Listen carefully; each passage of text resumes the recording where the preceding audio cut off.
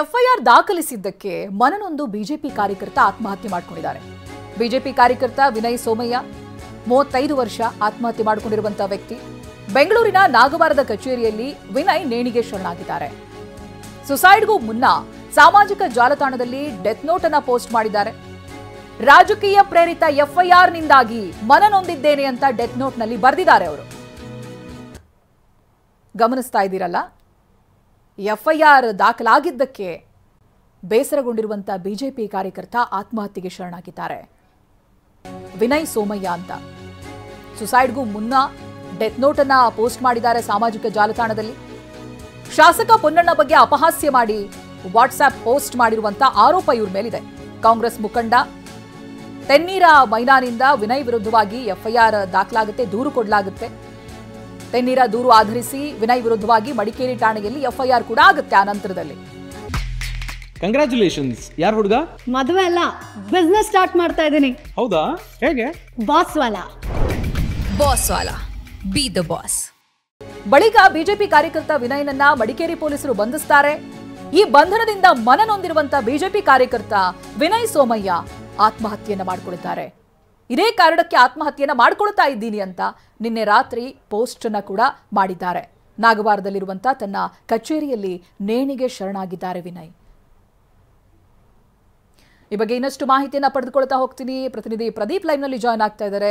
ನಿಜಕ್ಕೂ ದುರ್ದೈವ ಅನ್ಸುತ್ತೆ ಪ್ರದೀಪ್, ಎಫ್ಐಆರ್ ದಾಖಲಾಗಿದೆ ಅನ್ನುವಂತ ಕಾರಣನ, ಇದಕ್ಕೂ ಹಿಂದೆ ಬೇರೆನಾದ್ರೂ ಕಾರಣಗಳಿದೆಯಾ? ಅವ್ರು ಮಾಡಿರುವಂತ ಡೆತ್ ನೋಟ್ ಪೋಸ್ಟ್ ನಲ್ಲಿ ಏನೇನಿದೆ, ಅಥವಾ ಕೊನೆಯದಾಗಿ ಯಾರ ಜೊತೆಗಾದ್ರೂ ಈ ವಿಚಾರವಾಗಿ ಅವ್ರು ಮಾತನಾಡಿರೋದಿದೆಯಾ? ಕುಟುಂಬಸ್ಥರು ಏನ್ ಹೇಳ್ತಾರೆ ಪ್ರದೀಪ್?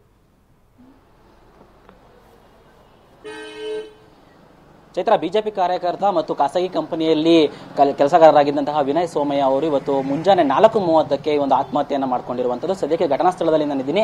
ಇದೇ ಒಂದು HBR ಲೇಔಟ್, ಅಂದ್ರೆ ನಾಗವಾರದ HBR ಲೇಔಟ್ ನಲ್ಲಿರುವಂತಹ ಇಲ್ಲಿ ಏನು ಈ ಬಿಲ್ಡಿಂಗ್ ಕಾಣಿಸ್ತಾ ಇದೆ, ಇಲ್ಲಿ ಒಂದು ಅವರು ಮ್ಯಾನ್ ಸಪ್ಲೈಯಿಂಗ್ ಕಂಪ್ನಿಲಿ ಏನು ಕೆಲಸ ಮಾಡ್ತಾ ಇದ್ರು, ಅದ್ರ ಕಚೇರಿ ಇಲ್ಲಿ ಇರುತ್ತೆ. ಸಾಮಾನ್ಯವಾಗಿ ಇವರು ವರ್ಕ್ ಫ್ರಮ್ ಹೋಮ್ ಅನ್ನೇ ಜಾಸ್ತಿ ಮಾಡ್ತಾ ಇದ್ರು. ಆದ್ರೆ ಯಾವಾಗ ಕೆಲಸ ಇರುತ್ತೆ ಅವಾಗ ಮಾತ್ರ ಆಫೀಸ್ಗೆ ಬರ್ತಾ ಇದ್ರು. ಹೀಗಾಗಿ ನಿನ್ನೆಯೂ ಸಹ ಆಫೀಸ್ಗೆ ಬಂದ ವೇಳೆ ಇಲ್ಲೇ ಸಹ ವಾಸ್ತವ್ಯವನ್ನು ಹೂಡಿ ಬೆಳಗ್ಗೆ 4:30ಕ್ಕೆ ಈಗ ನೇಣು ಬಿಗಿದು ಆತ್ಮಹತ್ಯೆಯನ್ನು ಮಾಡ್ಕೊಂಡಿರುವಂಥದ್ದು. ಇನ್ನು ಈ ಒಂದು ಘಟನಾ ಸ್ಥಳಕ್ಕೆ ಹೆಣ್ಣೂರು ಪೊಲೀಸರು ಬಂದು ಪರಿಶೀಲನೆ ನಡೆಸ್ತಾ ಇದ್ದು, ಇನ್ನೂ ಸಹ ಮೃತದೇಹ ಅಲ್ಲೇ ಇದೆ. ಇನ್ನು ಆಂಬುಲೆನ್ಸ್ ಕೂಡ ಬಂದಿರುವಂಥದ್ದು ಮೃತದೇಹವನ್ನ ಏನು ಇವಾಗ ಆಸ್ಪತ್ರೆಗೆ ರವಾನಿಸೋಕ್ಕೋಸ್ಕರ. ಆದರೆ ಈ ಒಂದು ಘಟನೆಯ ಹಿನ್ನೆಲೆಯನ್ನು ನೋಡೋದಾದ್ರೆ 2 ತಿಂಗಳ ಹಿಂದೆ ಮೂಲತಃ ಕೊಡಗಿನವರಾದಂತಹ ಮನೋಜ್ ಸೋಮಯ್ಯ ಅವರು ಈ ಒಂದು ಘಟನೆಗೆ ಅಂದ್ರೆ ಒಂದು ಶಾಸಕ ಪೊನ್ನಣ್ಣ ವಿರುದ್ಧ ಒಂದು ಅವರ ಗ್ರೂಪ್ ನಲ್ಲಿ ಯಾರೋ ಒಬ್ರು ಪೋಸ್ಟ್ ಹಾಕಿರ್ತಾರೆ. ಈ ಸಂಬಂಧ ಅವರು ಅಡ್ಮಿನ್ ಆಗಿರ್ತಾರೆ ಆ ಗ್ರೂಪ್ಗೆ. ಹೀಗಾಗಿ ಅವ್ರ ಮೇಲೂ ಸಹ ಎಫ್ಐಆರ್ ಅನ್ನ ದಾಖಲಿಸಿ, ಅಂದ್ರೆ ಒಟ್ಟು 3 ಜನರ ಮೇಲೆ ಎಫ್ಐಆರ್ ಅನ್ನ ದಾಖಲಾ ಮಾಡಿ ಅವ್ರನ್ನ ಸಹ ಪೊಲೀಸರು ಅಲ್ಲಿ ಮಡಿಕೇರಿ ಪೊಲೀಸರು ಬಂಧಿಸಿರ್ತಾರೆ. ತದನಂತರ ಜಾಮೀನನ್ನ ಪಡ್ಕೊಂಡಿರ್ತಾರೆ. ಸದ್ಯ ಆ ಕೇಸ್ ಇವಾಗ ಹೈಕೋರ್ಟ್ ನಲ್ಲಿ ಸ್ಟೇ ಸಹ ಆಗಿರುವಂತಹ ಒಂದು ಮಾಹಿತಿ ಸಿಗ್ತಾ ಇರುವಂತದ್ದು. ಆದ್ರೆ ಈ ಒಂದು ಘಟನೆ ಅಂದ್ರೆ ಈ ಜೈಲಿಗೆ ಹೋಗಿದ್ದ ಘಟನೆ ಆಗಿರ್ಬೋದು, ಎಫ್ಐಆರ್ ಆಗಿರ್ಬೋದು, ಇದೆಲ್ಲರಿಂದ ಸಹ ಇವ್ರಿಗೆ ಒಂದು ಮಾನಸಿಕವಾಗಿ ನನಗೆ ಹಿಂಸೆ ಆಗಿತ್ತು.